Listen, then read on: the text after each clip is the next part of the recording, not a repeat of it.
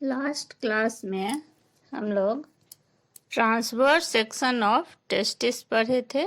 आज हम लोग गैमीटोजेनेसिस पढ़ते हैं। हाँ, गैमीटोजेनेसिस क्या है? What is गैमीटोजेनेसिस? डिफिनीशन क्या होगा? Gametogenesis is the process of formation and differentiation of haploid gametes, sperm and ova from the diploid primary germ cells gametogonia, spermatogonia and oogonia present in primary sex organ called gonads, testis in male and ovaries in female respectively. Gametogenesis क्या होगा? Gametogenesis means process of formation and differentiation of haploid gamete। मतलब क्या होगा?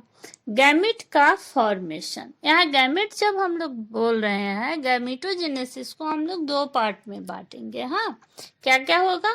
एक होगा spermatogenesis and oogenesis। Spermatogenesis में क्या होगा? जो गोनाड है, जो टेस्टिस है, उसमें क्या फॉर्मेशन करेगा? स्पर्म का फॉर्मेशन होगा।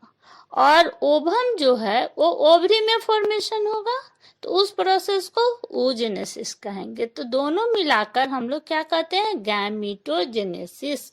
दो तरह का गैमीट बनता है। चूंकि ह्यूमन रिप्रोडक्शन पढ़ रहे हैं, तो ह्यूमन में क्या होगा? एक टेस्टिस है जहाँ की स्पर्म बनेगा, ओवम है जहाँ की ओवरी है जहाँ की ओवम बनेगा। प्राइमरी सेक्स ऑर्गन दोनों है, तो दोनों फिर फ्यूज करके क्या बनेगा? जाइगोट। मतलब गैमेट जो बनेगा वो हैप्लोइड होगा। तो यहाँ देखते हैं formation and differentiation of haploid gamete का फॉर्मेशन होता है, उसी को हम लोग क्या कहते हैं? गैमीटोजेनेसिस। तो अभी हम लोग चूंकि मेल रिप्रोडक्टिव ऑर्गन पढ़ रहे थे, मेल का पार्ट पढ़ रहे हैं, कल ट्रांसवर्स सेक्शन ऑफ टेस्टिस देख लिए थे कि क्या होता है, वहाँ स्पर्म का फॉर्मेशन होता है टेस्टिस में। तो आज हम लोग पढ़ते हैं मोस्ट इम्पॉर्टेंट चैप्टर है स्पर्मेटोजेनेसिस। ये टॉपिक जो है स्पर्मेटोजेनेसिस, ये क्वेश्चन इससे आएगा ही। ये अगर स्पर्मेटोजेनेसिस नहीं आएगा तो oogenesis मोस्ट इम्पॉर्टेंट क्वेश्चन है। अब पढ़ते हैं कि स्पर्मेटोजेनेसिस जो है वो क्या है। स्पर्मेटोजेनेसिस को हम लोग फिर ब्लैक बोर्ड से समझेंगे। आज थोड़ा बता दे रहे हैं पहले कि क्या है स्पर्मेटोजेनेसिस। स्पर्मेटोजेनेसिस नाम देखो, स्पर्म का फॉर्मेशन होना ही क्या कहलाएगा? स्पर्मेटोजेनेसिस। डिफिनीशन देख लो, it is the formation of sperm inside male gonad. Gonad term जब आएगा तो समझ जाना कि गोनैड माने मेल में टेस्टिस है और फीमेल में देखेंगे तो ओवरी होता है। तो it is the formation of sperm inside the male gonad और testis is called spermatogenesis. Clear हो गया? अब स्पर्मेटोजेनेसिस में जो हम लोग कहते हैं कि ये क्या होता है, spermatogenesis is a continuous process and it is completed in about 74 hours। तो यहाँ पर ये स्पर्मेटोजेनेसिस जो है वो जो जब प्यूबर्टी एज आ जाता है तो स्पर्म का फॉर्मेशन शुरू हो जाता है। वो कंटिन्यूअस प्रोसेस है, मतलब सेल का जो डिवीजन होगा वो होते रहेगा और स्पर्म बनते रहेगा, वो रुकेगा नहीं। तो स्पर्म फॉर्मेशन चलते रहता है। एक स्पर्म जो है वो कंटिन्यू बनते रहेगा। कितना समय लेता है? 74 डेज में एक कंप्लीट एक स्पर्म का फॉर्मेशन होता है। अब देखते हैं कि स्पर्मेटोजेनेसिस का जो प्रोसेस है उसको हम लोग दो भाग में बांटते हैं। पहला है फॉर्मेशन ऑफ स्पर्मेटिड, दूसरा जो है स्पर्मायोजेनेसिस। तो इसको फ्लो चार्ट से देखेंगे, फिर ब्लैक बोर्ड में भी बताएंगे। चार्ट से हम पहले थोड़ा बता लेते हैं कि स्पर्मेटोजेनेसिस को दो भाग में बांटे। पहला क्या है? पहले स्पर्मेटिड बनाएंगे, हाँ, और स्पर्मेटिड से कैसे स्पर्म का फॉर्मेशन होगा वो दो पार्ट में बांटे हैं, formation of spermatid and second part जो है वो है स्पर्मायोजेनेसिस। मतलब क्या हुआ कि स्पर्मेटिड बन जाएगा, फिर उससे जो स्पर्म का फॉर्मेशन होगा उसको हम लोग कहेंगे स्पर्मायोजेनेसिस। तो सबसे पहला पार्ट को देखते हैं, फॉर्मेशन ऑफ स्पर्मेटिड। अब स्पर्मेटिड को हम लोग कितने भाग में बांटेंगे? It is divided into 3 phases. First phase जो है phase of multiplication, second phase जो है ग्रोथ फेज, एंड थर्ड जो होगा वो होगा क्या होगा? Maturation phase. तो फर्स्ट फेज जो है उसको मल्टीप्लिकेशन फेज कहते हैं। ये क्या होता है? मल्टीप्लिकेशन, मल्टीप्लाई करना। मल्टीप्लाई मीन्स एक से अनेक बनना। तो फेज ऑफ मल्टीप्लिकेशन जो होगा उसमें क्या होगा? It involves the rapid mitotic division of diploid primary or primordial germ cells called gonocytes present in germinal epithelium of the seminiferous tubules of the testis. Second, this forms large number of sperm mother cells called spermatogonia. तो इसमें क्या होगा? सबसे पहले देखते हैं कि जो एपिथेलियल सेल्स है, कल पढ़े थे ट्रांसफर सेक्शन में, वहां पर देखे थे ना कि प्राइमोडियल जर्म सेल्स होता है, एपिथेलियल जो बाहरी लेयर है उसमें, उसी से क्या फॉर्म करेगा? स्पर्म मदर सेल का फॉर्मेशन होगा। कौन डिवीजन होगा?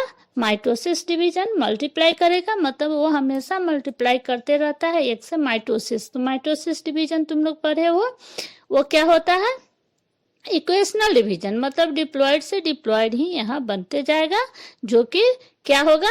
स्पर्मेटोगोनिया। तो स्पर्मेटोगोनिया क्या होगा? डिप्लॉयड सेल है, वो जर्मिनल एपिथेलियल सेल से बन रहा है और वही मदर सेल कहलाएगा, जिसको हम लोग कहेंगे स्पर्मेटोगोनिया। अब स्पर्मेटोगोनिया कितने तरह का होगा? 2 तरह का। हमेशा फॉर्मेशन वो मल्टीप्लाई करते रहेगा, डिवीजन होते रहेगा। तो मान लो कि जैसे कि स्पर्मेटोगोनिया टाइप ए बना और टाइप बी, तो 2 तरह का जो स्पर्मेटोगोनिया है, तो एक क्या होगा? एक चला जाएगा, एक जो है उसमें जो वो ऐसा serves as stem cells, stem cell की तरह वो बिहेव करेगा। मतलब स्टेम सेल के उसमें पोटेंसी है कि वो स्पर्मेटोगोनिया फिर ए एंड बी का फॉर्मेशन करेगा, 2 तरह का सेल्स बनाएगा। तो एक चला जाएगा, पहले स्पर्मेटोगोनिया की तरह बिहेवियर होगा, स्पर्मेटोगोनिया का फॉर्मेशन करेगा, और दूसरा जो होगा वो इंटर बी जो टाइप होगा वो किस में चला जाएगा? Inter in growth phase. इसको फिर हम लोग फ्लो चार्ट से पढ़ेंगे। अब ग्रोथ फेज क्या होता है? सेकेंड जो है growth phase, type B spermatogonia grows or increase in size about twice by the accumulation of nutritive material and forms diploid primary spermatocyte। यहाँ पर क्या होगा? ग्रोथ फेज में सिर्फ वो न्यूट्रिशन लेगा, न्यूट्रिशन खाना लेगा और ग्रोथ करेगा, अपना थोड़ा सा हेल्दी बन जाएगा। हाँ, और न्यूट्रिशन कहाँ से प्रोवाइड होगा उसको? सर्टोली सेल से, जो बगल में है, कल ट्रांसफर सेक्शन बताए थे उसमें से देखो कि सर्टोली सेल्स और नर्स सेल जो है वो उसको खाना प्रोवाइड करेगा, और वो क्या चला जाएगा? किसमें? ग्रोथ फेज में चला जाएगा। ग्रोथ फेज में कुछ नहीं होगा, सिर्फ ग्रोथ होगा, थोड़ा हेल्दी हो जाएगा वो, जिसको हम लोग क्या कहेंगे? Primary spermatocytes. कल का डायग्राम देखो, प्राइमरी स्पर्मेटोगोनिया से क्या बना था? Primary spermatocytes. अब हम लोग थर्ड फेज में जा रहे हैं, मेन है ये मैचुरेशन फेज है। अब यहाँ पर क्या होगा कि it is characterized by meiosis. अब यहाँ पर मियोसिस सेल डिवीजन हो जाएगा और the primary spermatocytes undergoes meiosis. The first meiosis division result in the formation of 2 haploid secondary spermatocytes। अब यहाँ पर मियोसिस डिवीजन होगा, जिसके कारण क्या होगा कि 2 हैप्लॉइड सेल का फॉर्मेशन होगा। मियोसिस फर्स्ट में देखेंगे कि मियोसिस फर्स्ट रिडक्शनल डिवीजन होता है, जहाँ पर कि 2 हैप्लॉइड, अगर 2n था तो n 2 सेकेंडरी स्पर्मेटोसाइट्स का फॉर्मेशन हो गया। और ये जो सेकेंडरी स्पर्मेटोसाइट्स है अब सेकेंड मियोसिस में जाएगा और नॉन मोटाइल स्पर्मेटिड का फॉर्मेशन करेगा। ठीक, सेकेंड मैचुरेशन डिवीजन मतलब मियोसिस सेकेंड होगा और नॉन मोटाइल स्पर्मेटिड का फॉर्मेशन हो जाएगा। अब दूसरा पार्ट जो है स्पर्मायोजेनेसिस। स्पर्मायोजेनेसिस क्या होता है? अब हम लोग जो पहले पढ़े थे कि फेज 1 एंड फेज 2, तो फेज 1 में हम लोग स्पर्मेटिड का फॉर्मेशन किए हैं। अब स्पर्मेटिड से जो स्पर्मेटोजोआ और स्पर्म का फॉर्मेशन होगा उसको हम लोग क्या कहेंगे? Spermiogenesis. What is spermiogenesis? The transformation of a non-motile, rounded and haploid spermatid into a functional and motile spermatozoa is called spermiogenesis. अब एक टर्म है स्पर्मायोजेनेसिस और स्पर्मायोटेलियोसिस, ये दोनों एक ही टर्म है। हाँ, तो स्पर्मायोजेनेसिस जो है उसमें जो स्पर्मेटिड जो है नॉन मोटाइल है उससे स्पर्म का फॉर्मेशन होगा जिसको हम लोग स्पर्मायोजेनेसिस कहते हैं। तो स्पर्मायोजेनेसिस जो स्पर्मेटिड है उसमें क्या होगा? सबसे पहले कॉन्ट्रैक्शन ऑफ न्यूक्लियस। न्यूक्लियस का क्या होगा? Dehydration of nucleus causes flattening of nucleus. Only DNA is left in the nucleus which has to serve as the hereditary material. Second, centrioles of the spermatid forms the neck of the sperm. Centriole जो होगा वो क्या बना देगा? neck बनाएगा। Third, the two of the centriole of the centrosome forms the proximal centriole and distal centriole. Distal centriole give rise to axoneme.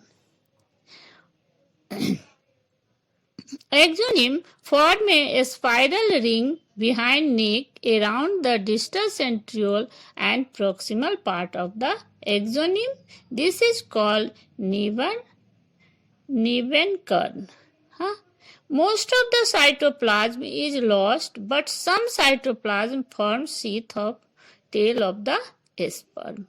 A part of Golgi body of spermatid forms the acrosome covering over the nucleus. During all these changes, the head of the developing sperm is embedded in the cytolysis for nutrition. इसके बाद वो कहाँ चला जाएगा? जब sperm का formation हो गया, स्पर्म जो होगा वो मोटाइल होगा, स्पर्मेटिड नॉन मोटाइल था। न्यूक्लियस क्या होता है? डिहाइड्रेट करके चिपटा हो जाता है। उसके बाद उसका जो सेंट्रियोल है, एक प्रॉक्सिमल एंड दूसरा डिस्टल सेंट्रियोल का फॉर्मेशन करेगा। उसके बाद जो उसका गोल्जी बॉडी है वो एक्रोसोम का फॉर्मेशन करेगा। इस तरह से वो एक स्पर्म का फॉर्मेशन होगा और माइटोकॉन्ड्रिया जो है वो स्पाइरल होगा, जो हम लोग की आगे देखेंगे कि स्पर्म का डायग्राम कैसा होता है और स्पर्मेटिड से स्पर्म का जो फॉर्मेशन हुआ वो कैसा होता है उसको हम लोग डायग्राम से ब्लैक बोर्ड में समझेंगे। तो इस तरह से स्पर्म का एक फॉर्मेशन होता है जिसको हम लोग स्पर्मेटोजेनेसिस कहते हैं। तो अब स्पर्मेटोजेनेसिस पढ़ लिया कि कैसे स्पर्म का फॉर्मेशन हुआ, इसी को हम लोग कहते हैं स्पर्मेटोजेनेसिस। तो गैमेटोजेनेसिस में दो पार्ट है, oogenesis फिर हम लोग पढ़ेंगे। पहले स्पर्मेटोजेनेसिस का पार्ट पढ़े हैं, फिर हम लोग oogenesis पढ़ेंगे। हाँ, तो अब इसका जो स्पर्म का जो फॉर्मेशन हुआ उसका क्या सिग्निफिकेंस हुआ? स्पर्म का फॉर्मेशन का सिग्निफिकेंस तो कुछ होगा ना, कुछ तो तुमको फायदा है। तो क्या होगा? फिर हम लोग हार्मोनल कंट्रोल भी बाद में पढ़ते हैं कि इसमें हैप्लॉइड हमको जर्म सेल मिला, हैप्लॉइड नहीं बनेगा तो क्या होगा, फर्टिलाइजेशन जब होगा, अगर डिप्लॉइड रहेगा तो क्या होगा, कैसे ये यूनिट जाइगोट का फॉर्मेशन ही नहीं होगा, फिर मियोसिस होगा तो क्रॉसिंग ओवर हुआ, तो क्रॉसिंग ओवर के कारण ही क्या होता है, उसमें वेरिएशन आया, वेरिएशन होगा, इवोल्यूशन में मदद मिला। इस तरह से जो ये स्पर्म का फॉर्मेशन हुआ वो मियोसिस डिवीजन के द्वारा हुआ। एक जर्म सेल से कितना स्पर्म का फॉर्मेशन होता है, 4, एकदम हमेशा याद रखना। कैसे, क्योंकि मल्टीप्लिकेशन तो फर्स्ट फेज है, वो तो माइटोसिस है, वहां से तो ले नहीं रहे, वो तो मल्टीप्लाई करेगा, स्पर्मेटोगोनिया का फॉर्मेशन करेगा। स्पर्मेटोगोनिया से क्या बना है, प्राइमरी स्पर्मेटोसाइट्स जो 2n था, जहाँ ग्रोथ फेज हुआ था। अब प्राइमरी से जो सेकेंडरी बना, वहां पर ही सेकेंडरी स्पर्मेटोसाइट्स जो है वो एक सेकेंड मियोसिस जो होगा, तो 1 1 2 2 2 4 बना, 4 से 4 स्पर्मेटिड का फॉर्मेशन करेगा, जो स्पर्मायोजेनेसिस में सिर्फ क्या होता है, स्पर्मेटिड से जो नॉन मोटाइल है उससे क्या फॉर्म किया, स्पर्मेटोजुआ का फॉर्मेशन हुआ। तो एक जर्म सेल से कितना बना, 4 स्पर्मेटोजुआ का फॉर्मेशन होता है। ये क्वेश्चन बार बार आ रहा है कि एक जर्म सेल से कितने स्पर्म का फॉर्मेशन होता है, फिर उधर oogenesis में देखेंगे कि एक जर्म सेल से कितने ओवम का फॉर्मेशन होता है, दोनों में अंतर है। यहाँ स्पर्म 4 बनेगा, वहां देखेंगे कि ओवम कितना बनेगा। ये क्वेश्चन बराबर आया है, आता रहेगा और आएगा। हाँ, एक जर्म सेल से कितना स्पर्म का फॉर्मेशन होगा, क्वेश्चन नोट करो। और दूसरा जो है, एक जर्म सेल से कितना ओवम का फॉर्मेशन होता है, आंसर तुम लोग खोज के बताओगे कितने ओवम का फॉर्मेशन। तो एक जर्म सेल से तो 4 स्पर्म बता दिए हैं, oogenesis में बताएंगे कि कितना ओवम का फॉर्मेशन होता है। ठीक।